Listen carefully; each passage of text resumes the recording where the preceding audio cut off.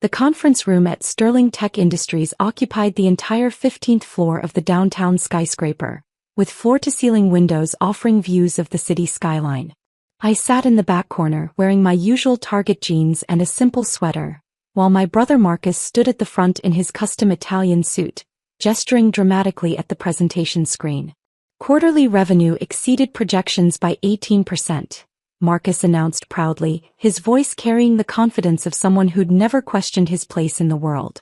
Under my leadership as CEO, Sterling Tech has become the premier software solutions provider in the region. I watched him present, sipping my coffee from a paper cup I'd brought from the street vendor downstairs. The other attendees, venture capitalists, investment fund managers and board members, sat in leather chairs around the massive mahogany table, their attention fixed on Marcus's presentation. "Excuse me," a security guard approached my corner seat. "This meeting is for shareholders and board members only. I'm going to have to ask you to leave." Before I could respond, Marcus turned from his presentation, his eyes landing on me with unmistakable irritation. "David, what are you doing here?" "I was invited," I said simply, keeping my voice level. Marcus's face flushed. "This is a shareholders' meeting. For investors. People with actual stakes in the company." He looked at the security guard. "My brother works at a coffee shop. He must have gotten confused about the location." "Actually, I work at a bookstore," I corrected mildly. "And I'm supposed to be here." "This is for serious investors only," Marcus said loudly, his voice taking on that mocking tone I'd heard countless times growing up. "Not minimum wage workers. This is embarrassing, David. These people manage portfolios worth hundreds of millions. They don't have time for whatever game you're playing." Several board members exchanged uncomfortable glances. A woman in a designer suit whispered something to the man beside her.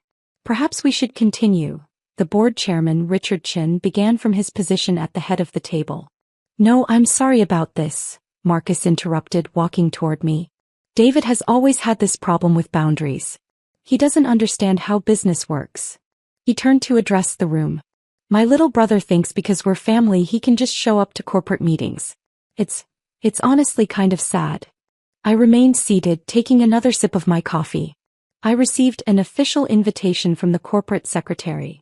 "That must have been a mistake," Marcus said, his jaw tight. "Look around this room, David. Everyone here controls significant capital.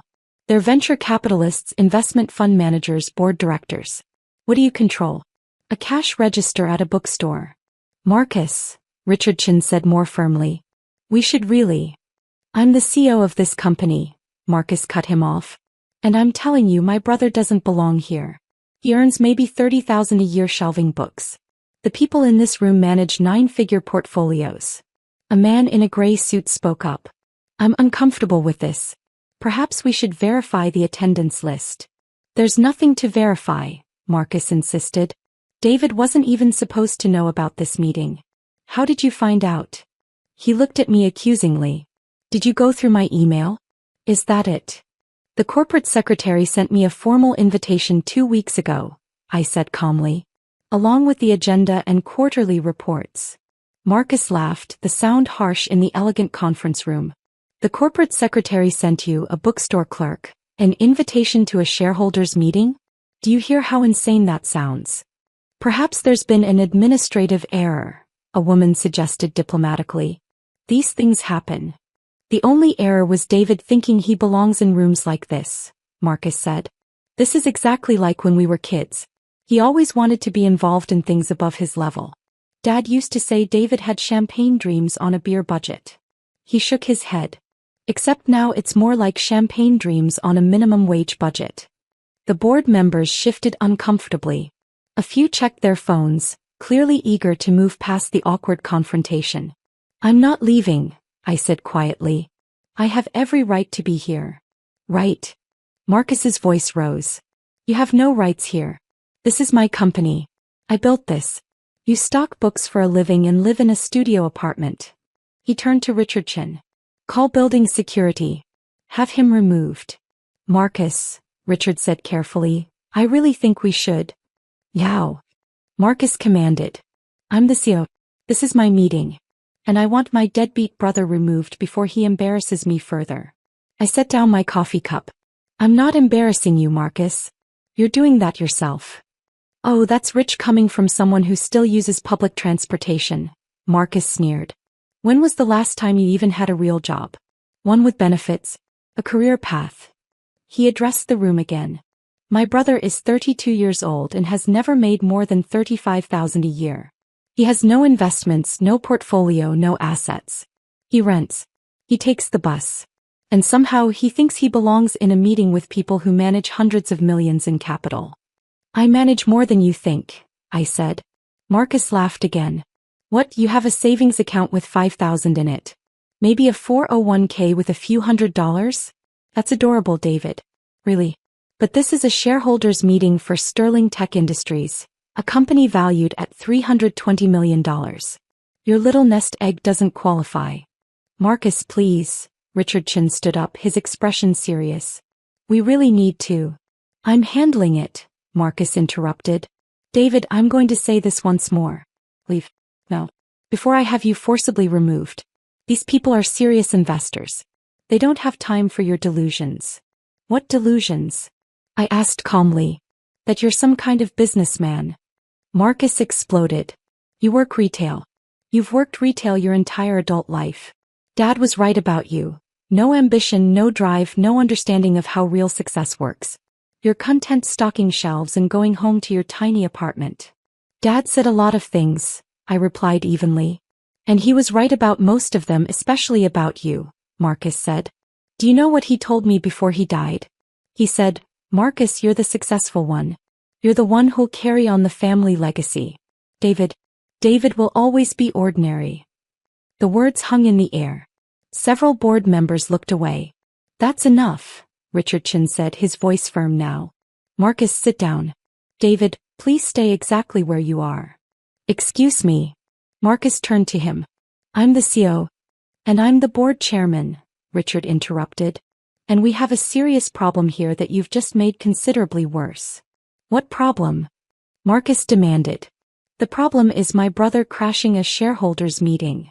The problem, Richard said, is that your brother is a shareholder. In fact, he's the shareholder. The room fell silent. Marcus stared at Richard. What are you talking about? Richard pressed a button on the table's control panel. The presentation screen behind Marcus changed from his quarterly report to a different document. David Fitzgerald currently owns 68% of Sterling Tech Industries through a series of investment vehicles and trust structures. He has been the company's majority stakeholder for the past 7 years. The blood drained from Marcus's face. That's impossible. The board chairman interrupted. Meet your company's 68% stakeholder. My portfolio statement appeared on the screen. The document on display showed my name at the top, followed by a detailed breakdown of my holdings. Fitzgerald Investment Trust, 45% of Sterling Tech Cascade Capital LLC, 15% of Sterling Tech Northern Ventures Partnership, 8% of Sterling Tech Total, 68% ownership. This is a joke, Marcus said, but his voice had lost its confidence. It's not a joke, said a man at the table I recognized as Stephen Walsh from Goldman Sachs. I manage 2 of those investment vehicles. David Fitzgerald has been one of our most significant clients for nearly a decade. That's impossible, Marcus repeated. David works at a bookstore. I own the bookstore, I said quietly, along with 6 others in the metro area. I bought them 8 years ago as a hobby investment. They generate about $200,000 annually in passive income, but that's not where most of my wealth comes from. Marcus looked like he might be sick. Perhaps I should explain, Richard Chin said. 7 years ago, Sterling Tech needed a major capital infusion to expand operations. Your father approached numerous investors, but the terms they offered were unfavorable. David stepped in through his investment managers and provided $85 million in exchange for equity stakes structured through multiple entities. $85 million? Marcus whispered. Your brother's total portfolio is currently valued at approximately $420 million, Stephen Walsh added. Sterling Tech represents his largest single holding, but he has significant positions in real estate, technology startups, and venture funds. How? Marcus managed. That stock tip Dad gave me when I was 22, I said. You remember? He told both of us about that biotech company his friend was launching. You said it was too risky, that you'd rather invest in established companies. I put in everything I had, $12,000 from working retail jobs through college. Celadrin Therapeutics, Richard Chin supplied. The company went public 18 months later. David's $12,000 became approximately $8 million. I reinvested intelligently, I continued. Worked with good advisors. Made some excellent angel investments in tech startups. One of them was acquired by Google for $300 million. My stake was worth $42 million after that deal closed. Marcus gripped the edge of the table. This whole time, when I was telling you about my promotion to CEO, when I was bragging about my salary, your salary of $350,000 a year, which I approved, Richard Chin said. As majority stakeholder, David has the right to review and approve all executive compensation. You approved my salary? Marcus looked at me, his expression shattered. The board recommended you for CEO, I said. I agreed. You're good at operations, Marcus. You've grown the company effectively. The board was happy with your performance. Until today, Richard Chin said gravely. David, I apologize for not intervening sooner. When Marcus began insulting you, I should have. It's fine, I said. I wanted to hear what he really thought. Why? Marcus asked hoarsely. Why didn't you tell me? I tried, I said. Remember 3 years ago when I offered to help you buy that house you wanted? You said you didn't need handouts from your loser brother. 2 years ago I suggested we grab coffee to discuss something important. You canceled 4 times and eventually told me to stop bothering you during business hours. But you let me think. I let you think what you wanted to think, I said. You assumed because I wore regular clothes and worked at a bookstore that I was unsuccessful. You never asked about my life. You just assumed. A woman at the table spoke up, Jennifer Morrison from the venture capital firm. I've worked with David for 6 years. He's one of the most astute investors I've encountered. His returns have consistently outperformed market indexes by significant margins. David specifically requested that his involvement with Sterling Tech remain confidential, Richard Chin explained. He didn't want family dynamics to affect business operations. He wanted you to succeed on your own merits as CEO, not because of family connections. But you just let me humiliate myself, Marcus said. You humiliated yourself, I corrected gently. I sat quietly in the corner. You chose to make assumptions and voice them publicly. Stephen Walsh cleared his throat. For the record, David's portfolio is managed across 3 separate investment firms. We handle approximately $140 million. Goldman Sachs manages another $160 million. Northern Trust manages the remaining $120 million. He's one of the largest individual investors under 50 in the region. The bookstore thing, Marcus said weakly. Why? I like books, I said simply. I like recommending them to customers. I like the smell of paper and ink. I don't work there for the money, I own it. I work there because I enjoy it. The same way you enjoy being CEO. Enjoyed, Marcus said bitterly. Past tense. You're going to fire me now. That depends, I said, on whether you can move forward professionally after this. How am I supposed to do that? Marcus asked.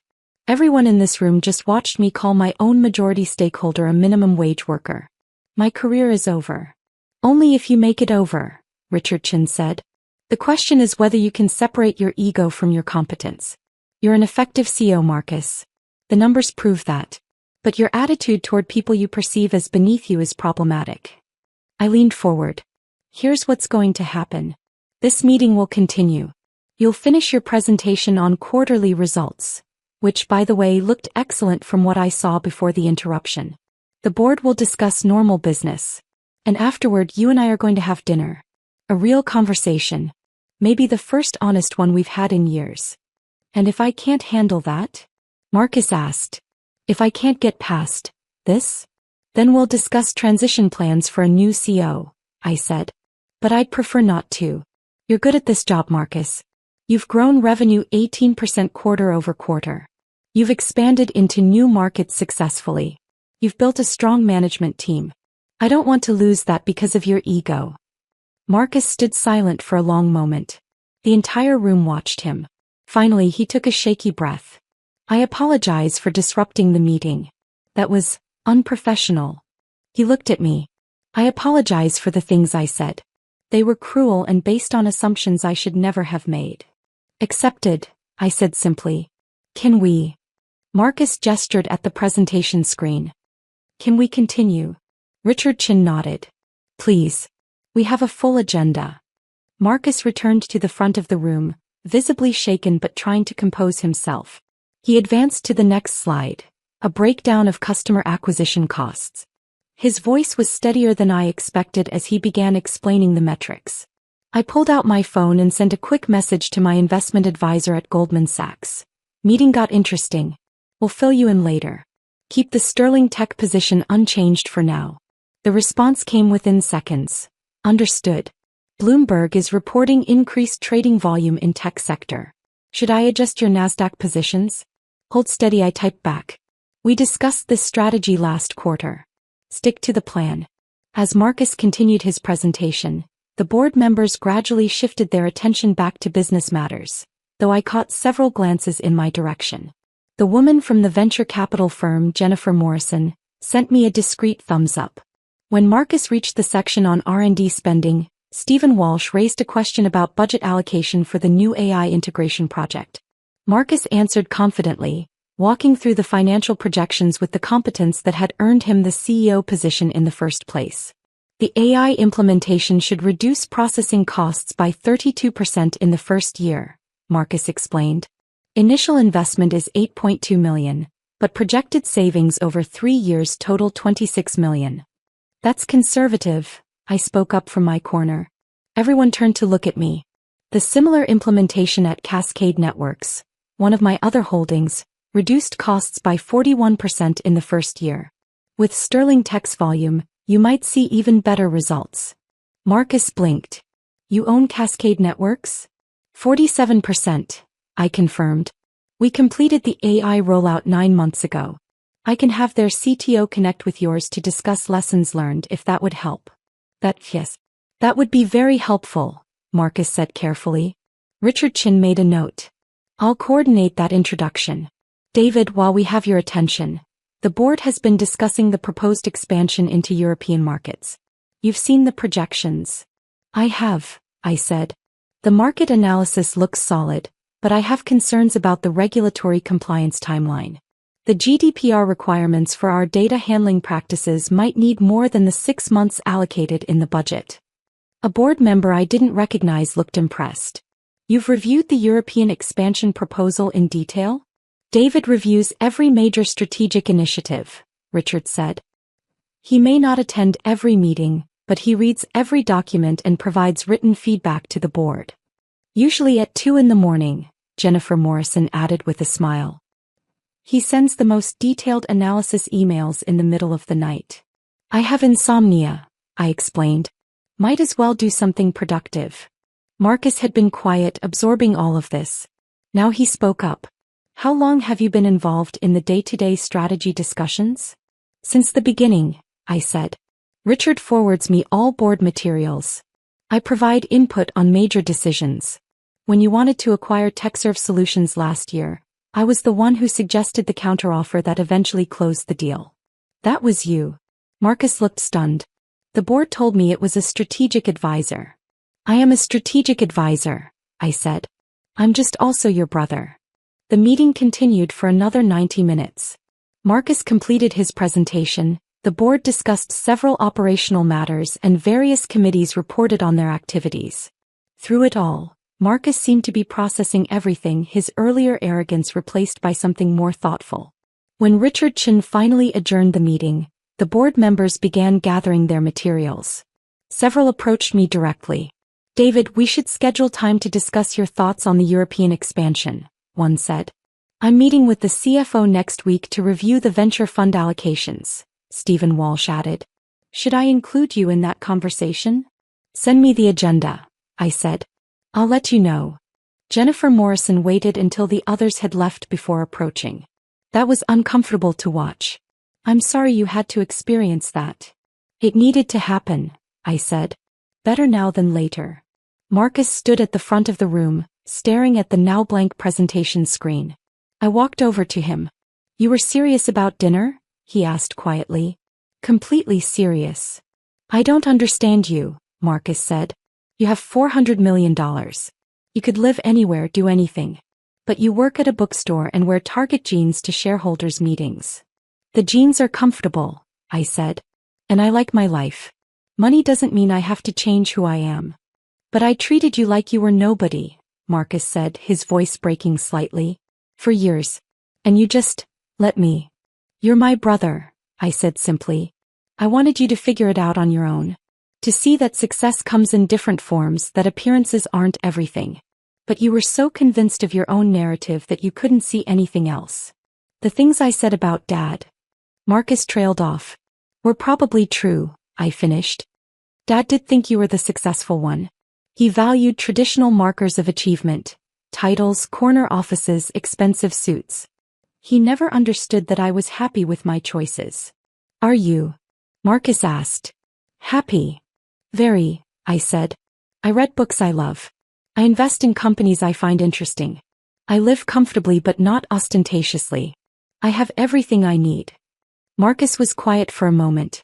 "I have a $3 million house, a Ferrari, and a boat I've used twice. And I've been miserable trying to maintain the image of having all of it." "The house has a massive mortgage," I said. "I saw the financials when you applied for the loan through Northern Trust, one of my banks. The Ferrari lease is costing you $4,000 a month. And the boat, well, boats are money pits. You know about all of that?" "I'm a major investor in multiple financial institutions," I said. "Part of my due diligence is understanding the financial health of key executives in my portfolio companies. I need to know if my CEO is financially stable or if personal debt might affect business judgment." "That's terrifying," Marcus said. "It's practical," I corrected. "And for the record, I'm not concerned about your finances affecting your job performance. You live above your means but you're managing it.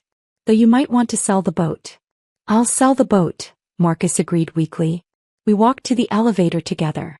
As the doors closed, Marcus spoke again. "Why did you really come to the meeting today? You could have kept everything secret. Let me keep thinking I was the successful brother." "Because it was time," I said. "You were becoming someone I didn't recognize anymore. The Marcus I grew up with was ambitious, sure, but he wasn't cruel. He didn't mock people for their jobs or their income. Dad's influence did that to you, made you think success was about looking down on others." "I really am sorry," Marcus said. "For all of it." "I know," I said. "Now you have to decide who you want to be moving forward.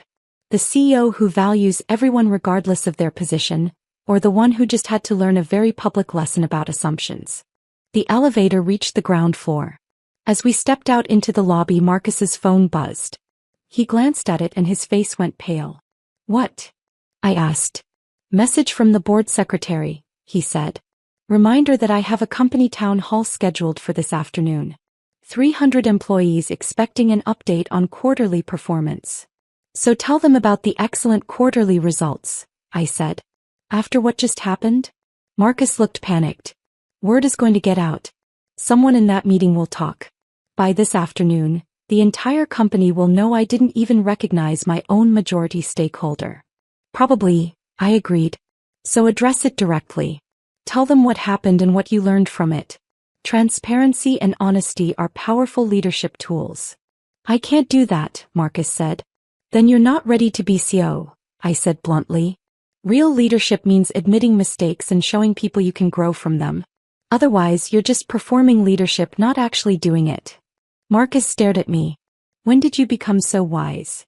"When I stopped caring about what people thought of my Target jeans," I said. "Do the town hall, Marcus. Be honest. Show them the CEO you're capable of being."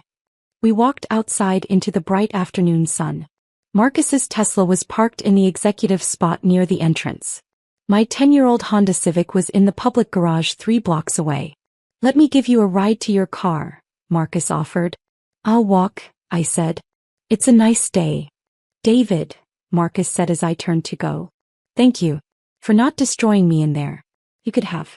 You had every right to. You're my brother," I said again. "I want you to succeed. I just needed you to understand that success isn't about putting other people down to lift yourself up." I walked away, leaving Marcus standing beside his Tesla. My phone buzzed. A message from Richard Chin. That was either the best or worst board meeting we've ever had. Unclear which. We'll call later to discuss next steps. I smiled and pocketed the phone. 3 blocks away I reached my Civic, climbed in and drove to the bookstore. I had a shift starting in an hour and Tuesday afternoons were always busy. When I arrived, my store manager, Patricia, was rearranging the mystery section. "How was your meeting?" she asked. "Eventful," I said, grabbing my name tag from behind the counter. "My brother found out I own the company he runs." Patricia laughed. "How'd he take it?" "About as well as you'd expect." "Does this mean you'll finally stop pretending you need to work retail shifts?" she asked. "I've been telling you for years you don't have to be here every Tuesday." "I like Tuesdays," I said. "Besides, Mrs. Chin is coming in for her monthly book club picks. She trusts my recommendations." "You're a very strange multimillionaire," Patricia said, shaking her head. "I prefer to think of myself as a well-read investor," I corrected, and went to help Mrs. Chin select her next month's reading list. That evening I had dinner with Marcus at a quiet restaurant far from the downtown business district. He looked exhausted. "The town hall went well," he said. "I told them everything. What happened, what I said, what I learned. They appreciated the honesty." "Good," I said. "I also told them about you," Marcus continued. "Who you really are. What you've done for the company." Some of them already knew. The CFO admitted he's known for years. But most were surprised. "How did they react?"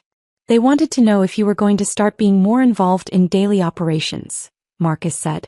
"I told them you preferred to work through the board and executive team."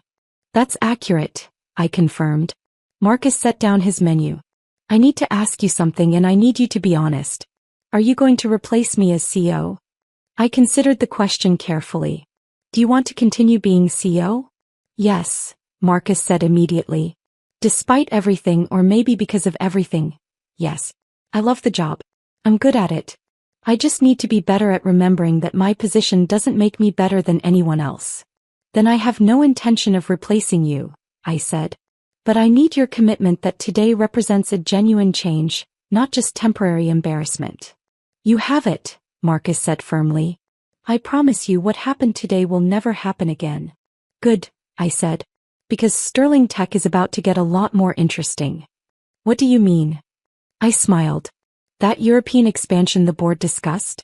I'm approving an additional $40 million in funding. And I'm bringing in 2 other portfolio companies for strategic partnerships that should triple our market penetration within 18 months. Marcus's eyes widened. $40 million. Just like that. Just like that, I confirmed. I believe in the company's potential. More importantly, I believe in your ability to execute the vision. Assuming you can get past seeing people's bank accounts instead of their capabilities. "I can," Marcus said. "I will." We ordered dinner and talked for 3 hours. Really talked, perhaps for the first time in a decade. Marcus told me about the pressures of maintaining his image, the constant anxiety about whether he was successful enough, impressive enough, wealthy enough. I told him about the freedom that came from not caring about any of those things, from defining success on my own terms. $420 million, Marcus said at one point, shaking his head. "And you drive a Civic." "It's reliable," I said. "Gets good gas mileage. Hasn't broken down in 10 years. I'm paying $4,000 a month to lease a Ferrari I'm terrified to drive because I might scratch it," Marcus said. "And you're paying maybe $300 a month for insurance on a car you actually use." "Probably less than that," I said. "Civics are cheap to insure." Marcus laughed. A real laugh, not the performative executive chuckle I'd heard at the meeting. "I've been an idiot." "You've been trapped in a narrative," I corrected. "Dad's narrative about what success looks like. But you can write a new story now." "Starting with selling that boat," Marcus said. "Starting with selling the boat," I agreed. We finished dinner and walked out to the parking lot. Marcus stopped beside his Tesla. "Same time next month?" he asked. "Dinner, I mean. Not a hostile shareholders meeting." "Same time next month," I confirmed. I drove home to my modest apartment, parked in my assigned spot and climbed the stairs to the 3rd floor. Inside, I made tea and settled onto my couch with the new historical fiction novel I'd been excited to read. My phone buzzed one last time. A message from Marcus. Thank you for today. For everything. For believing in me even when I didn't deserve it. I won't let you down. I typed back, you never let me down. You just lost sight of what mattered. Glad you found your way back. I set the phone aside and opened my book. Outside my window, the city lights twinkled in the darkness. Somewhere out there, Marcus was probably in his $3 million house, maybe looking at boat listings to see what he could sell it for.